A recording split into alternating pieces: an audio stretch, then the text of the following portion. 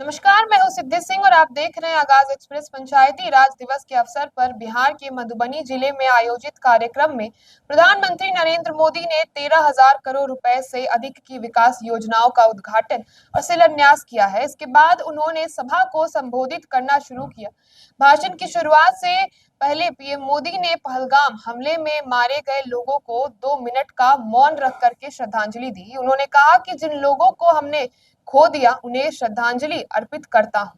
PM Modi ने पहलगाम की घटना पर गहरा दुख भी व्यक्त किया। अपने संबोधन में प्रधानमंत्री मोदी ने बिहार को संबोधित करते हुए कहा कि पिछले 10 सालों में 2 लाख करोड़ रुपए से ज्यादा की राशि पंचायतों को दी गई है, जिसका उपयोग गांवों के विकास में हुआ है। उन्होंने जमीन से जुड़ी पंचायतों की समस्याओं पर भी बातचीत की और उस पर उन्होंने कहा कि जमीन के डिजिटल रिकॉर्ड बनने से जमीनी विवादों को हल करने में मदद मिली है।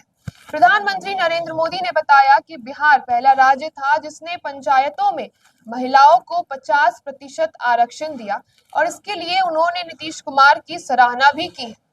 आज बड़ी संख्या में महिलाएं, खास करके दलित, महादलित और पिछड़े वर्गों की बहनें पंचायत प्रतिनिधि बन करके काम कर रही हैं, जो सच्चा सामाजिक न्याय है। महिलाओं और को सशक्त करने के लिए और साथ ही महिलाओं को और भी ज्यादा बढ़ावा देने के लिए, बनने के लिए और लोकसभा और विधानसभा में 33% आरक्षण का कानून लाया गया है, ऐसा मोदी जी ने बताया, जिससे देश की सभी महिलाओं को और भी ज्यादा फायदा मिलेगा। रोजगार और स्वरोजगार के अवसर बढ़ाने के लिए सरकार मिशन मोड में काम कर रही है। बिहार में जीविका दीदी जैसे कार्यक्रमों से लाखों महिलाओं की जिंदगी बदली है और अब 1,000 करोड़ रुपए की मदद से उन्हें और भी ज्यादा मजबूती दी जा रही है। सरकार का लक्ष्य 3 करोड़ लखपति दीदी बनाने का।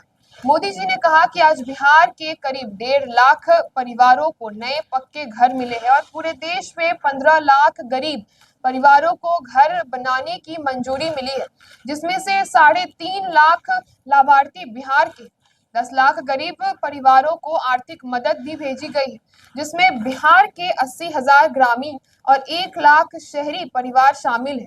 बिहार में रेलवे और सड़कों का विकास भी तेजी से हो रहा है, ऐसा मोदी जी ने स्पष्ट किया और साथ ही उन्होंने बताया कि पटना मेट्रो का काम भी जारी है और नमो भारत रैपिड रेल सेवा की शुरुआत से पटना जयनगर का सफर और भी ज्यादा आसान हो गया। ये सुविधा समस्तीपुर, दरभंगा, मधुबनी और बेगूसराय जैसे शहरों को भी लाभ देगी। साथ ही सहरसा से मुंबई के बीच अमृत भारत ट्रेन से श्रमिकों को बड़ी राहत मिली। दरभंगा एयरपोर्ट से मिथिला की कनेक्टिविटी सुधरी है और पटना एयरपोर्ट का विस्तार अभी भी चल रहा है। इन विकास कार्यों से रोजगार के अवसर भी और भी ज्यादा बढ़ती हुई दिखाई दे रही है और बिहार में खास तौर पे ऐसी बढ़ोतरी रोजगार के लिए एक नया अवसर के रूप में देखा जा रहा है। मोदी जी ने कहा कि गांव और किसान हमारी अर्थव्यवस्था की रीढ़ है। खास करके कोसी क्षेत्र की बाढ़ की समस्या से निपटने के लिए सरकार 11,000 करोड़ रुपए खर्च करने जा रही है। आपको बता दें कि मधुबनी की रैली में लोगों ने पाकिस्तान मुर्दाबाद के नारे लगा करके पहलगाम आतंकी हमले पर अपना गुस्सा जाहिर किया और इसी के साथ ही प्रधानमंत्री मोदी ने कहा कि यह हमला केवल निहत्थे पर्यटकों पर नहीं था, बल्कि यह भारत की आत्मा पर वार करने की एक नापाक कोशिश थी। उन्होंने साफ साफ चेतावनी दे दी है कि इस हमले के जिम्मेदार आतंकियों और साजिशकर्ताओं को ऐसी सजा दी जाएगी जिसकी उन्होंने कभी कल्पना भी नहीं की होगी और ये सजा जरूर मिलेगी।